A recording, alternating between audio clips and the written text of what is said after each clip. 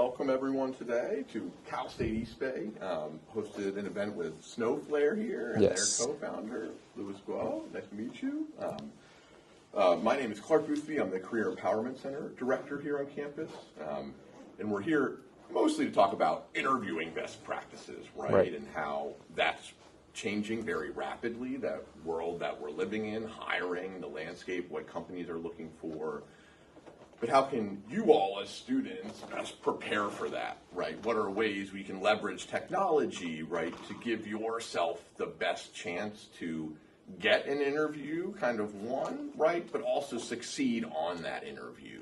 And there are certain skills, tricks, right, that we hope to kind of give today and talk about that can help you do that. So I think this is a really important discussion, right? The space you're filling is a really important one, Louis. 100%. So we're excited and happy to have you here today to talk about this.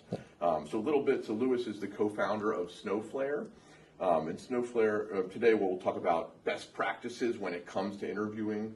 Louis's career has been centered around HR and recruiting with a focus in product, go-to-market, and engineering hiring.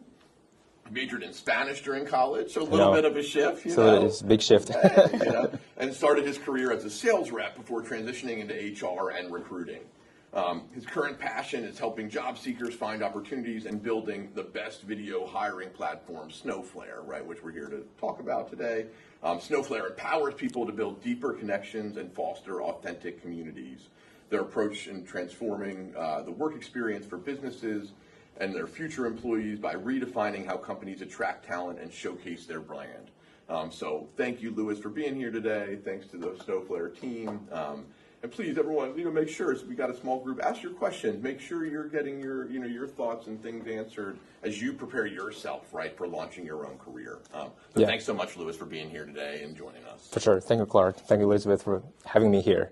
So super excited to share a little bit about like my industrial experience and how as a recruiter, how as a hiring manager, how we think about when we're dealing with, working with candidates and why we're selecting candidates.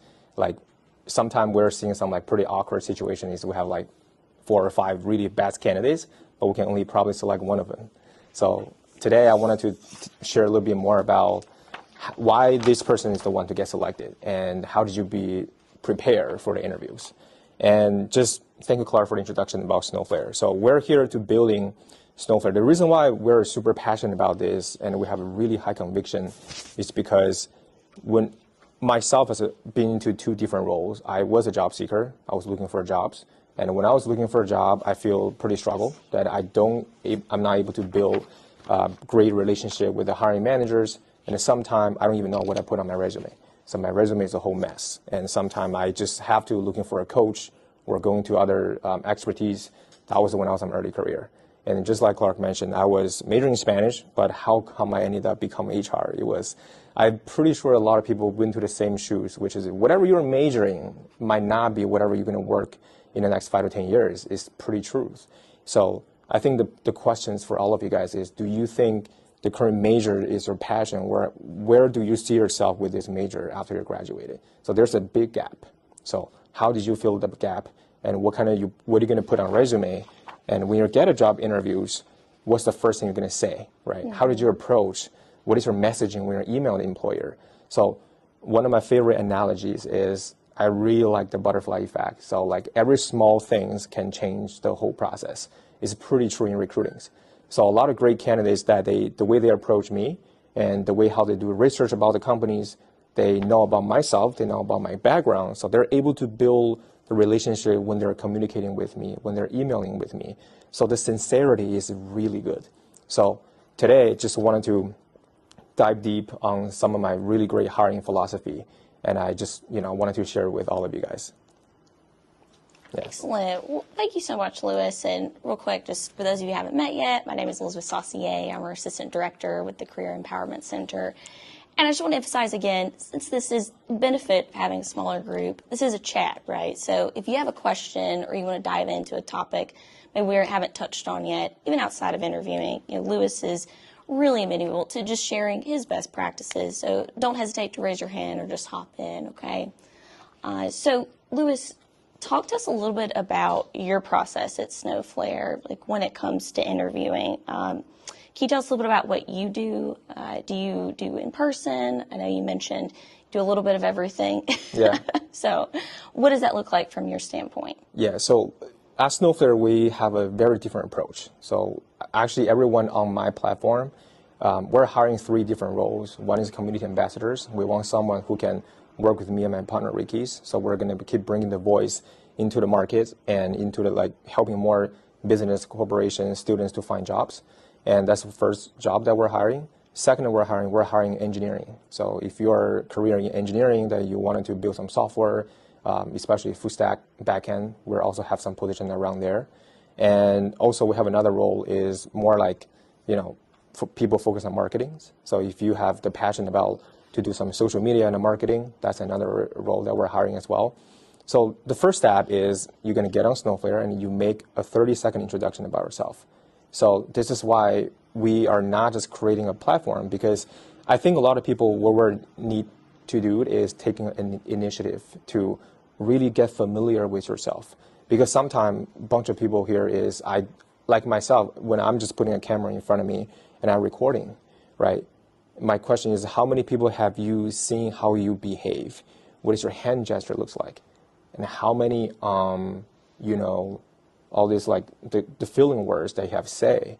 And those in the actual interviews, we do pay attention about how you're communicating, right? So that's why we creating a video platform is everyone, you can make a video introductions and telling about your story, not just a resume. And for the employer, they can get an overall sense of how great you are. And we have seen a lot of success story on Snowflair. They directly just skip the first screening. They just invite you to onsite. So the speed is extremely fast, and the result is pretty good. So for the employer, for all the job seeker benefits, is you're able to see the hiring manager's video as well, and their team members. So on Snowflair is a very authentic connection. So you don't need to sit behind a screen and sending you don't even know that person's name, or an email hey, I want to interesting for the job. Now you can literally see this person is the one that I can vibe, I can work with. So you can make a better decision before you even to invest your time into that job. So yeah, that's the first step. So making video introduction, I will connect with you on Snowflair. Yeah. So for those of us who may not be familiar, can you take a step back and just tell us a little bit about Snowflair in depth? I know, Clark shared a little bit, but do you mind just kind of walking us through even how you got to the point of creating Snowflair? Yeah. So your own career journey. Yeah. So great questions. I think for me, my motivation is the reason why I was creating Snowflair is because when I was helping my cousin actually. He's a high school student. He never have a job. So one time he came to me asking me about what I put on my resume. And I asked him several questions. Do you have work experience? He said, I'm looking for my first job. I don't know what to put on my resume. And then what we end up doing is we just walked to downtown Castro Valley. And he got a job from McDonald's. So we walk in, he create a resume. I just telling him about the courses that he's taking, all the the classes he's taking at high school. So then we literally got a job in person. I dropped their resumes, and they say they are needing the people. And I saw that McDonald's has a sign, we're hiring, help wanted. And then I was like, well, they're hiring, so it's pretty good. So that was a very initial stage that I was just I realized the problem is there's a lot of people never have a work experience. What to put on a resume, right? So then I pivot my focus more on what if you just bring the value of them, which is on the soft skill, the people skill. How did you working with the customers? People skill, that can make you stand out. So that's why Snowflair, the Flair meanings is your uniqueness, your flashy. So that's why we're putting the name onto it. And the snow is actually the variation form of, you can be a water, ice cube, you want to be transform yourself. So you want to have a great adaptabilities to learn, quick learners. So that's why the vision and the mission that we're here is to continue to transform the job experiences and to long-term develop everyone's. And in the next phase of the Snowflair, we're actually going to build an AI coach. Super cool. So we have a really strong team that we're building that. So what that means is everyone can come to the platform. We're going to ask you some questions with AI. So you're going to reply to that, and we're going to analyze your behavior, your answer to see, based on the job they're applying, you want to be a marketing managers, and this is what we learn. How are you going to improve? So this is actually a huge gap into the market. So creating a resume, your job's not done. How did you interview? That is the two things that we're actually on Snowflake that we're focusing on. Very good. Did I see somebody have a question over here? Yeah, please. This trend of these video introductions, Yeah. is this like a growing trend, or is this specifically in the world of media or information technology, or have you seen other industries with regards to human resources using these sort of video introductions to get to know candidates? Absolutely, yes. So I think the trends is we are the one to start the trends. So I don't know if there's actually like a bunch of people are doing this, but I think the reason why I want to start it is I'm the hiring managers like for multiple time, and then I also supporting a lot of hiring managers in my whole career. Is I supporting like some engineering team, product team, marketing team, every different team. There when we see a resume, and guess what? They're gonna tell me, Louis, can you chat with this person? And then what we evaluate on this first chat is, can you evaluate this person's communications? And there's a one question, it's a pretty common, I'm pretty sure a lot of you guys who heard about it, is you have a resume, right? And then the employer is still gonna ask you, tell me about yourself. How many questions have confused about this? Like, you have my resume, why am I still gonna tell, you don't read my resume, right? How many people know what that means? Like, how many people know why employer ask you that questions? Oh. ATS automatically will screen your resume. So simply hiring manager will call you for interview. Then they will start asking about yourself. Yeah. Yeah. What do you think? Yeah, so basically I think the reason why they ask that question is, well, they want to know you, your background, the reason why you're there, and how you're going to help their company. Yeah, both answers are correct. I think in my understanding is every time when I'm asking this question for the candidates on the resume, it's not because whatever you put on the resume, for me, I just want to hear you articulate that. Like, because whatever you write on the resume is not the same when you're communicating. So that's why at the end of the section, I'm going to share you guys like 4 letters called SAVE. So this formula is work a lot of time. It's called SAVE. It's literally save your career. But we're just kidding on that. But I think this is a pretty great to start, right? Like getting a great self-introductions, storytelling is extremely important. Articulate, summarize all your information from the resume to communicate with the employer. That is extremely important. So that's how you open the door. If you don't have a great self-introduction, you already fail. So you wouldn't even get people attention because there's probably 10, 20 people on the wait list that we're trying to interview. So you have to be stand out. That's why for the question is, the reason why I want to build it is because I believe this is the new trends, is because every hiring manager is asking me to hey, you jump into the call to see this person communications. And then what are we seeing is pretty much I just wanted to understand this personalities, communications, and what's the project you have done. And the most important is the culture fit. So can you fit in with the team? Can you fit in with the cultures? So I think the trends is we have to spend time to educate everyone how to use this stuff. Because whatever you put on the video, whatever you say on the video is really important. If you make a bad video, that can have an opposite effect, right? Mm-hmm. But if you have a great video, that can make you accelerate your whole process pretty easy. That's why we're building this. There's a lot of interesting problems that we have seen. And that's why we want to apply this into the Snowflair. Yeah. Very good. Yeah. Can I jump in? Just for everyone here, by show of hands, have any of you ever watched yourself answering an interview question or watch yourself talking about yourself for 30 seconds? Has anyone here ever done that? You have. Kind of, sort of. Danielle, maybe because you work in our office, maybe we told you should do it. Okay. But it's amazing what you can learn about yourself by just watching yourself answer one interview question or a 30, 45-second pitch about yourself, right? Yeah. Your story.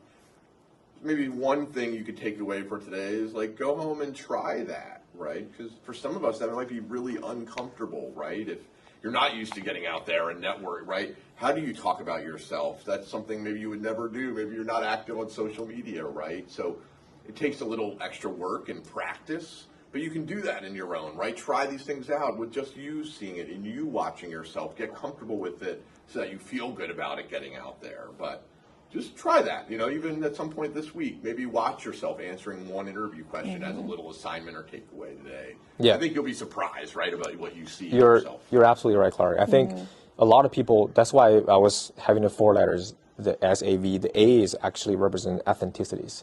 Is the authenticity is not being real to yourself. That's not a meaning for Snowflair. So what authenticity means is equal. Get familiar with yourself. Is because a lot of times that people, when you are speaking, right? So just like me right now, what I'm hearing my voice is not the same how you guys are hearing my voice. When I'm recording a video, it's not the same when you're looking at yourself in the mirror. It's completely different. So the best way how you want to be prepared is you don't even need to try Snowflare. You can just literally go your video. Don't even share with anyone. You just put there 30 seconds. I just have one question to all of you guys. Tell me about yourself. That's it. You try this and you finish, you watch it. How easy, right? But this is why for Snowflair is we're creating the initiative. Like people can take the first step to try. We will long term will prepare that to make everyone to learning from your own hand gesture, behavior, your communications. So the more you do, you become even better. So we have to start from somewhere. And this is something a resume can never teach you. Never. So this is like when you getting a resume, like you get selected by 1 interviews, that's like 50% success. I mean, you're almost there, but there's a big half of like 50% is how did you nail the interviews, right? So resume teach you half of it, but there's a 50% is a huge gap that resume can never teach you. And not even your midterm, no one can teach you. This is your real actual practice. You have to fail a lot of interviews in terms to get 1 offers. Yeah.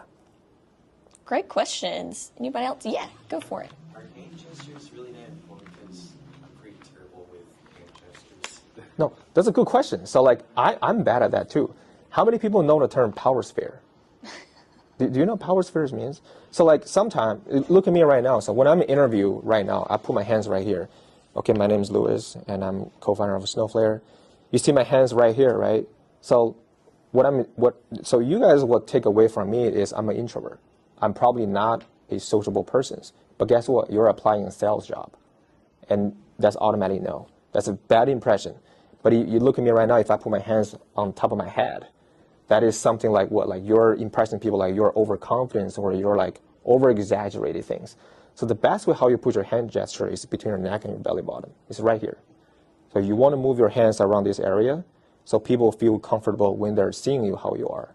So this take time to practice. Trust me. Don't worry about too much because sometimes when you're on the video, because a lot of employers they're taking like a virtual interviews. So you probably just want to mainly focus on the communications and a hand gesture. You can just record yourself several times and see how you can improve from there. Good question. So who's ready to record themselves? Or more self-conscious of their hands now, right? So, Louis, talking about your introduction, I'm curious because when we solicited some questions from some students for the event, what would you say is a good time for your intro? Like you said 30 seconds, is that right? Yeah, I think 40 seconds. 30, I have seconds. seen some really great videos that they made a self-introduction within 40 seconds. Really good. So, but that's a really good question. I think what do you say, right, in the video is extremely important. That's why I wanted to, just from my perspective, one of my pattern, it works really well, is you focus on your present, past, future. So you follow this 3 pattern of structure when you're telling people. It works pretty well. So for example, myself, I am the co-founders of Snowflair, and our mission here is to build creating the most authentic connection for the employer and the job seekers. And in the past, I have built 3 different companies. I was one early employee to helping TikTok global expansion. And that was the time TikTok don't even call TikTok. It's called Music Elite. No one even know the app. And when I approaching people are like, what the hell is TikTok? I'm not joining you guys. That was the time when I started until TikTok has 12,000 employees, like 2 billion users in the world.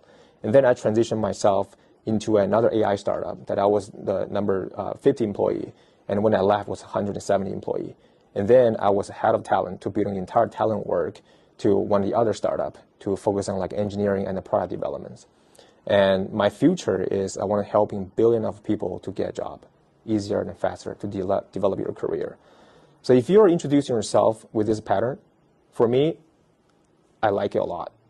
It works pretty well. So the present stay your directions. The past stay of experience. The future stay of your destinations. So if you can strike me and hit me with this kind of like form, I know exactly where you want to go. So I know your career goal. As a manager, then I'll feel like this person is someone that I really want to work with. And I really feel like, this person knows what he wants. So, yeah. Do we have a question over here? No? Okay. You talked about the acronym SAFE. Yeah. Can you describe that again? Yeah. So SAFE. Jump to it, I Yeah, guess. I didn't. We didn't get to there, Oh, but sorry. I will share you more at the end. Mike's quick, he's ready. That's pretty cool. Yeah. We got some talented students here. They're ready to get I out know. here. I love questions. Yeah. So, did you have a question in the back? Oh, no, you're all good. So, again, if you've got questions, just raise your hand or hop right in. So, Lewis, tell us a little bit about, for several people in this room, they'll be graduating soon. So, what is your single best piece of advice for maybe first-time job interview? Yeah. Good question. So, you want to start it with know how to write a resume. That's why I was telling about the storytelling. So, your resume is the first impression for a lot of job platforms, but not on Snowflair. So we cares about is can you articulate yourself? Because the job that we're hiring here is community ambassadors. The nature of the job is you dealing with customers. So I want to make sure that you're capable of doing that. But if you're using LinkedIn, Indeed, Monster, a bunch of other app, so you want to know what are you going to put on your resume. So you guys can feel free to email me. I have one of my favorite template. I can share it with you guys, and you can just follow the pattern of what you're going to put on a resume. But just one tips, make it one page. Don't make it too long. And don't have a cover letter. Employer don't read cover letters. I don't know who tell you employer read cover letter, but I'll tell 2024 employer do not read. I work for all the past company. we don't read none of it. You know why? Now, if you use AI, they generate the whole things. And then this whole thing look the same, right? When I'm reading it, everyone look the same. Like, dear hiring managers, boom, like whole essay, like just out here. I don't read it. There's no my name, right? There's no Lewis. There's no what the company, what the role you're applying for. It's just a random apply. So this doesn't work. That's why I say for Snowflair, you can think of us like a cover letter.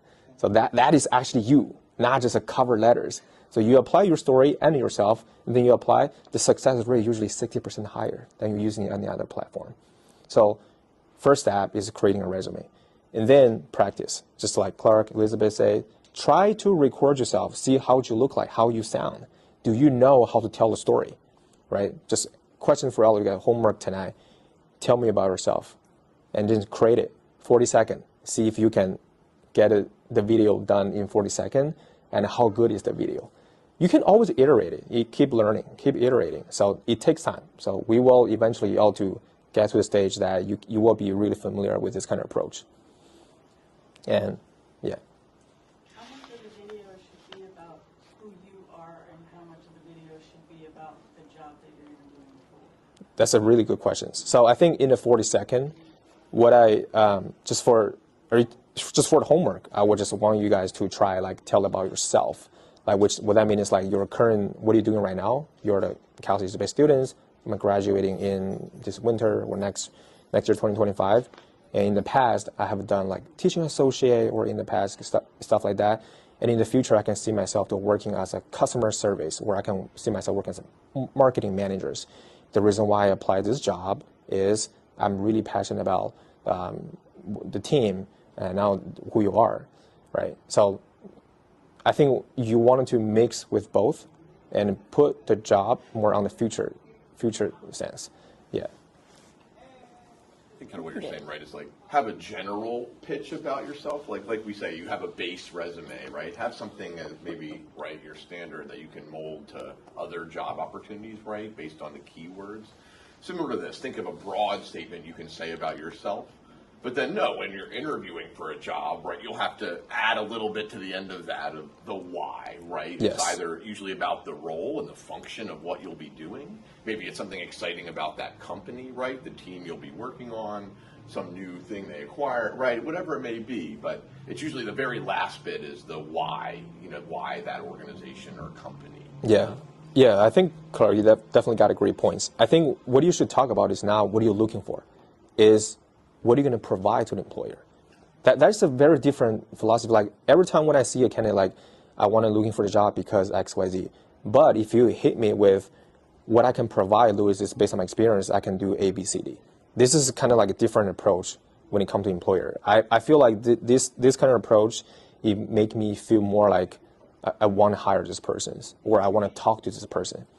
It's because the connotation and the messaging is a little bit different from there. So that's why, by the way, there's no right or wrong making a video. You can always talk about anything that you like, but just talk about something related about yourself and what you want. Just don't talk about anything out of topic. Mm-hmm. Yeah.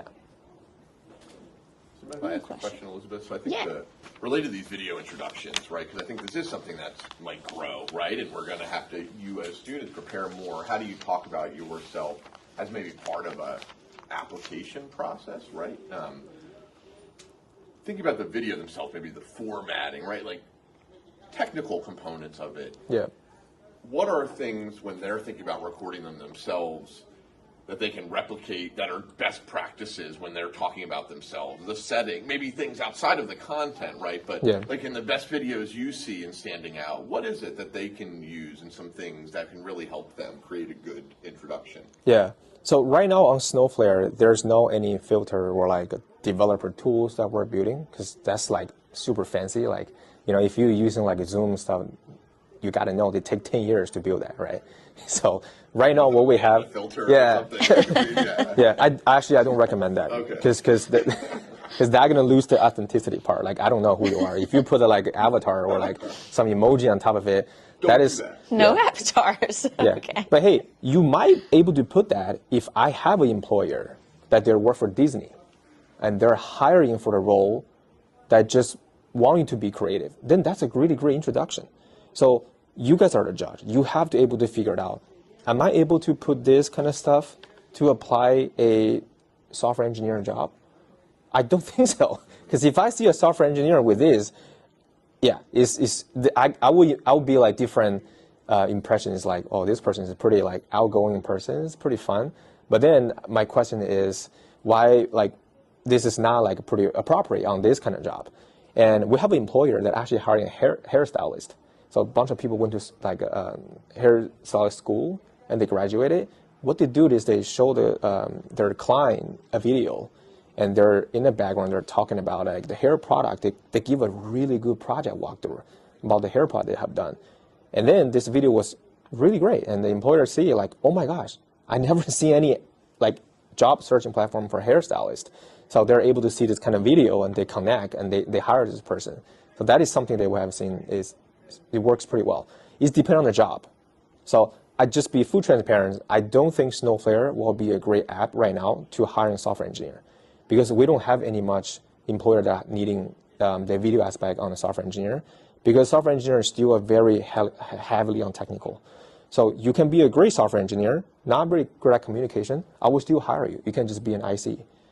So you can be an individual contributor. That's what IC means. You can still just work on project, but I will have a concern about your team collaborations when you communicate with the team members. That is what I will have the reservation from. So if you're looking for any more like surveys, hospitalities, or customer-oriented job, or like for like small business or for any like corporation franchise, Snowflair is a great place because the employer is easy to approach. Like, oh, I just want to hire the people who can deal with customers. So these are a pretty great approach for Snowflair. So in the future, we will step into bigger, like maybe like technologies area hiring. But right now, we're more focused on non-technical. Any other questions? Yeah. How much technical jargon we should use in the introduction? How many, I'm sorry? How much technical jargon? How many technical jobs? Technical jargon. How How many technical jargon? let me get back to you on this. Yeah, yeah. I'll get back to you on this on the technical part at the end. There's another question here. Oh, so talking customer service. Customer service has kind of been customer service forever, right?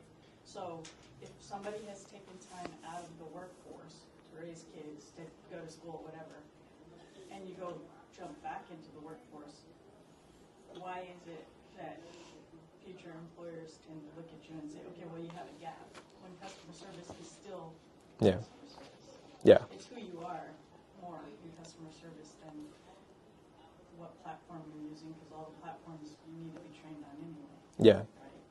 So, do you find that with your...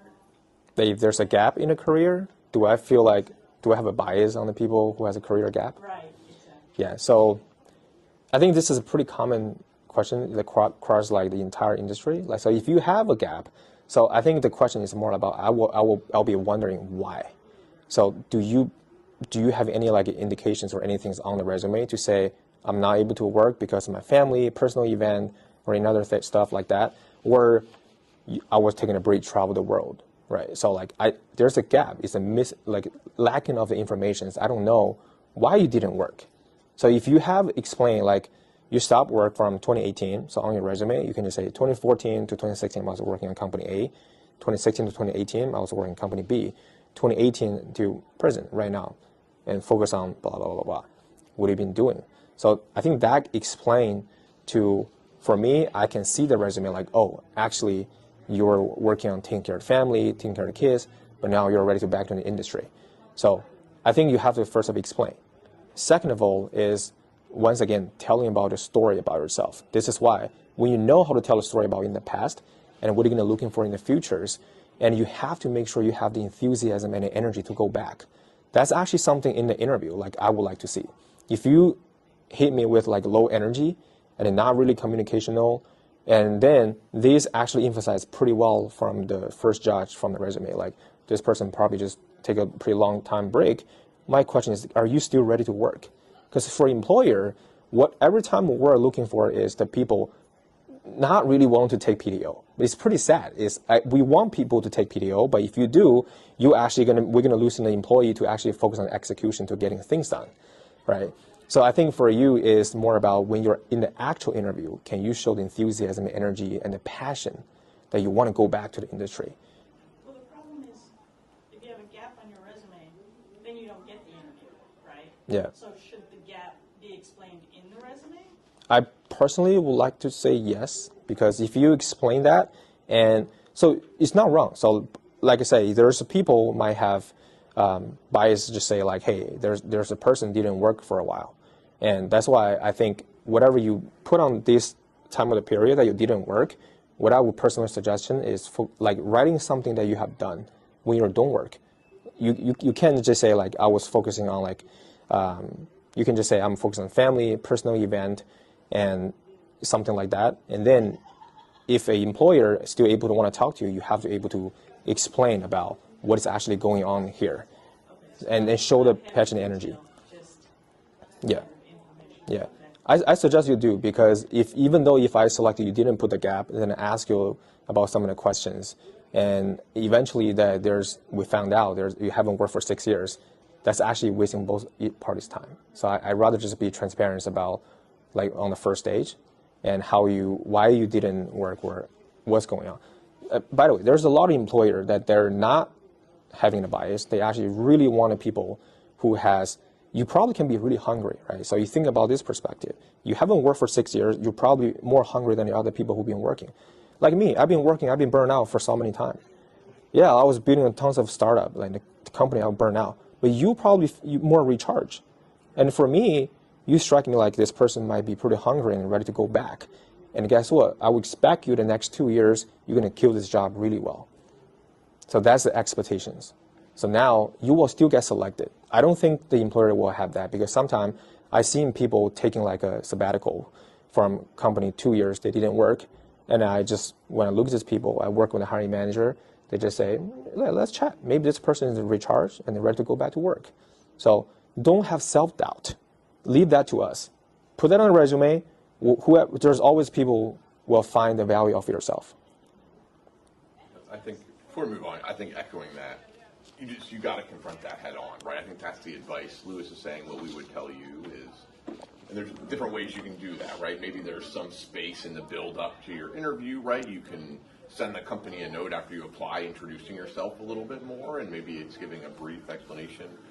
Maybe it's like I don't usually say put some kind of a statement in your resume, right? I don't, but like an objective. But maybe in this case it's worthwhile, right? Because there's some reason that you have for showing that. If it's a year gap, right, we might talk about things you can do differently. But if we're talking about a number of years, I think saying, being direct and why that was, not apologizing for that. You did it for your own reason. But the second point to that is, what have you done? What are some things maybe you've done as you've trying to get into this field? If it's a new field, you're going to want to explain a little bit more of a certificate you did or something like that, right? That you've done on, even if it's like LinkedIn Learning or something like that. You want to show how it's connected. Now, if it's something you did before, maybe there's less explaining you need to do, right? If it's the same industry and those kind of things. So there's a lot of nuance to how this could all go, but confront it head on. Don't apologize, right? This is your life. You made that decision. People are going to respect that, understand that. And if they don't, that's probably a place you don't want to work or don't want to end up working, right? So, that's my advice to people. It's like, if you're worried about what people think and the bias, and like, is that a place that you'd also want to work? Probably not, right? So, great point, Lewis. Thanks, Clark. I think, by the way, you say you were like taking care of kids and family, and guess what? There's a one career really good for the people like this, senior care place.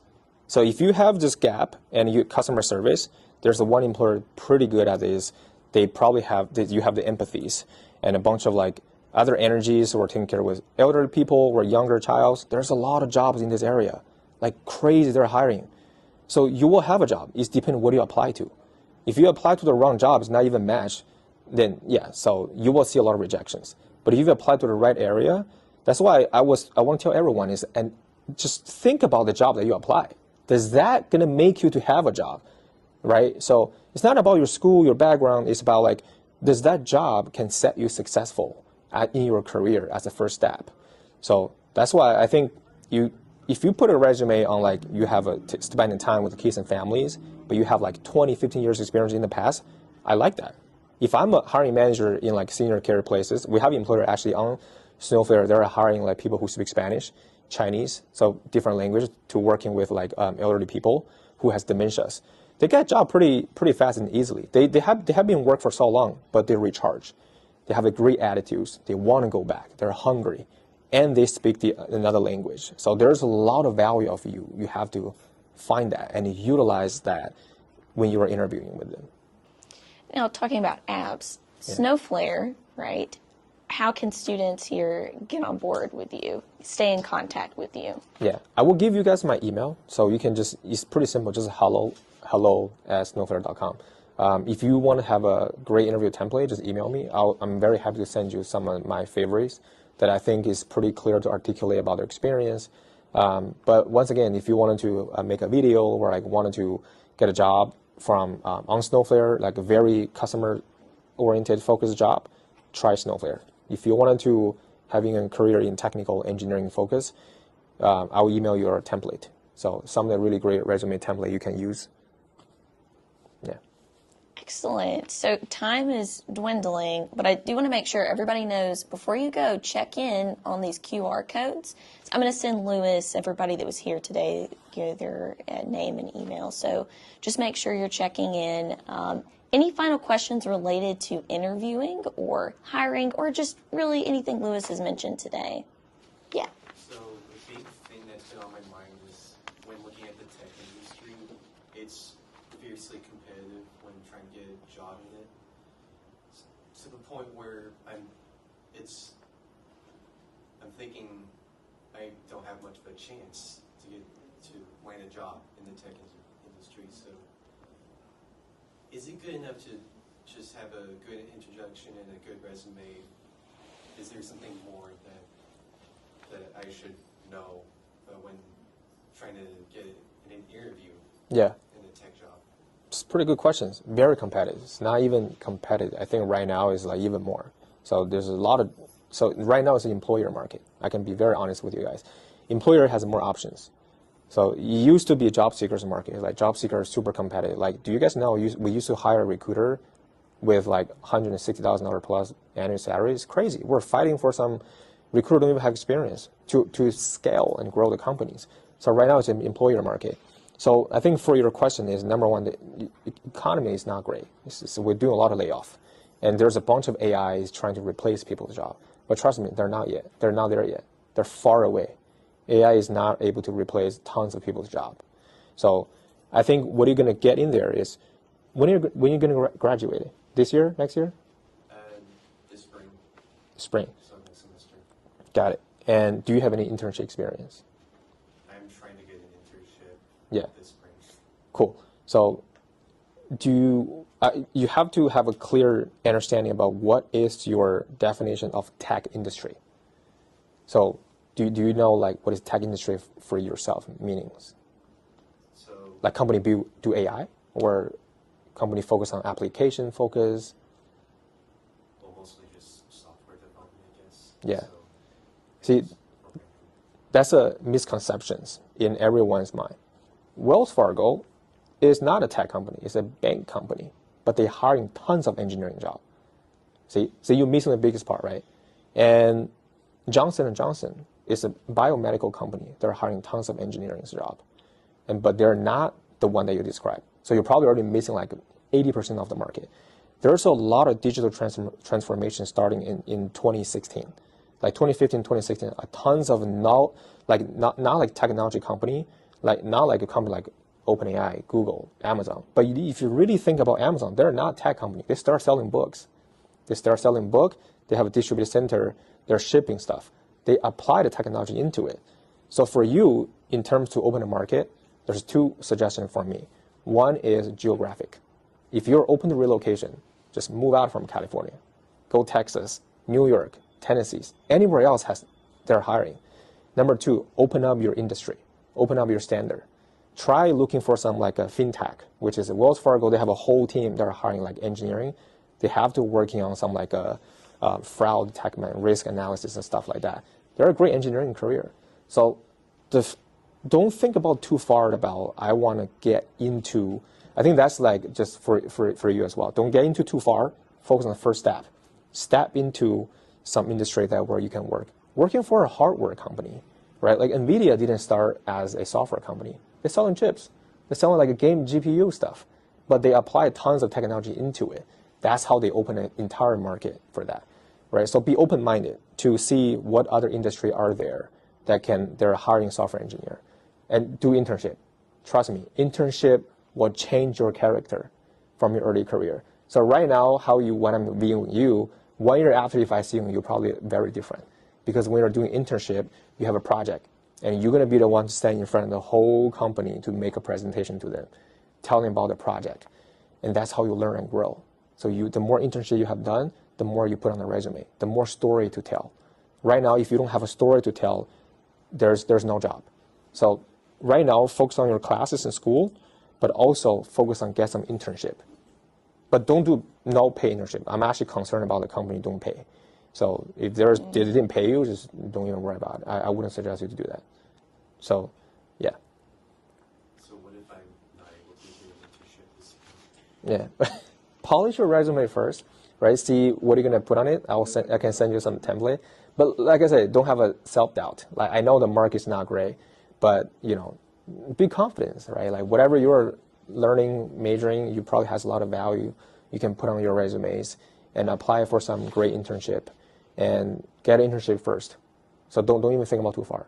Get 1, get 2, get 3. Well, 1 or 2 can learn from them, because once you get an internship, you might get a return offer from an employer.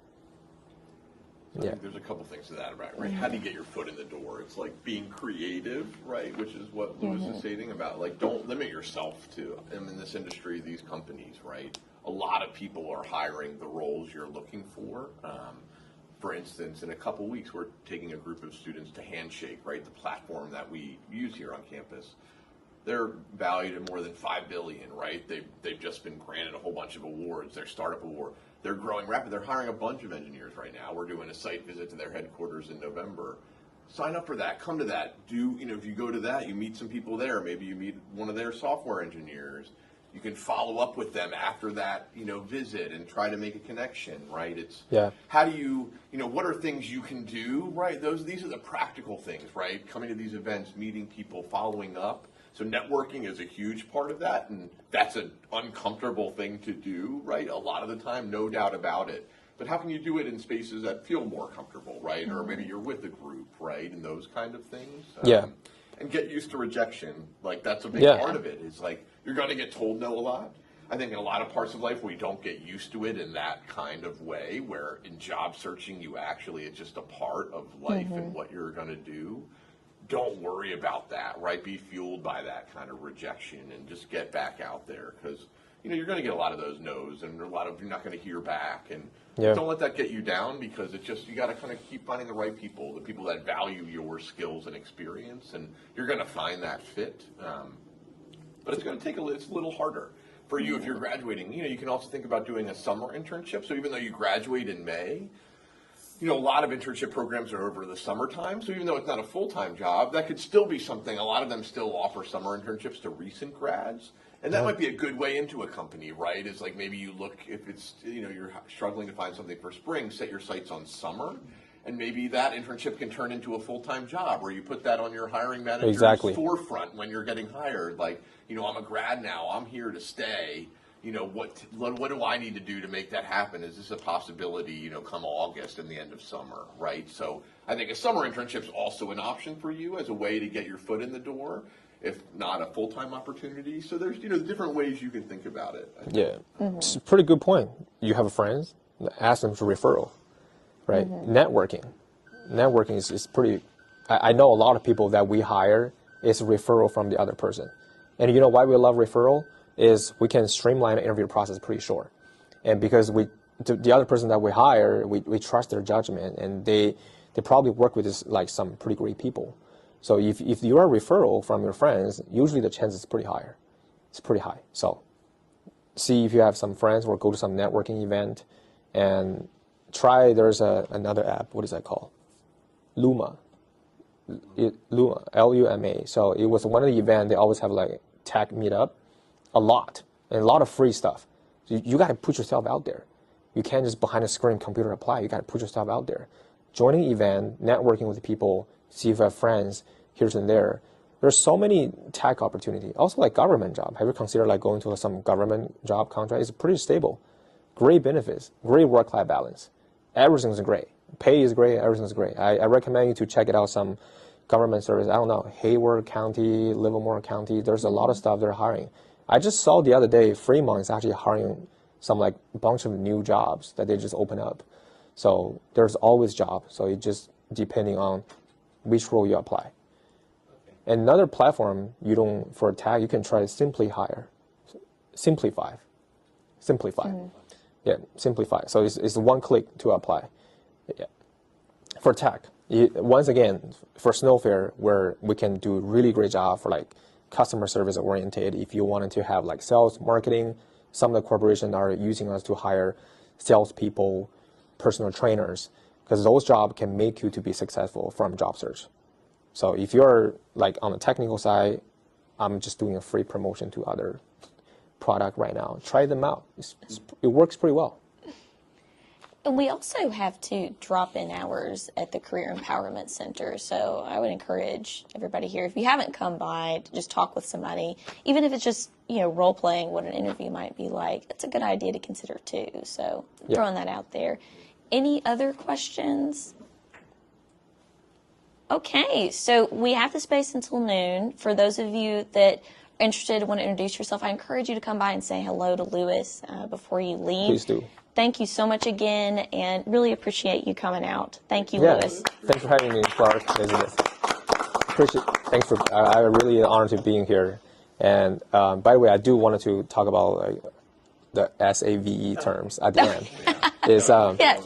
All good. Before that, I just want to say one thing: is your communications. Once you get a job, guys, trust me, your communication is everything. How you communicate it. If your resume look 10 out of 10, you just send this to ChatGPT, right? I see this all the time.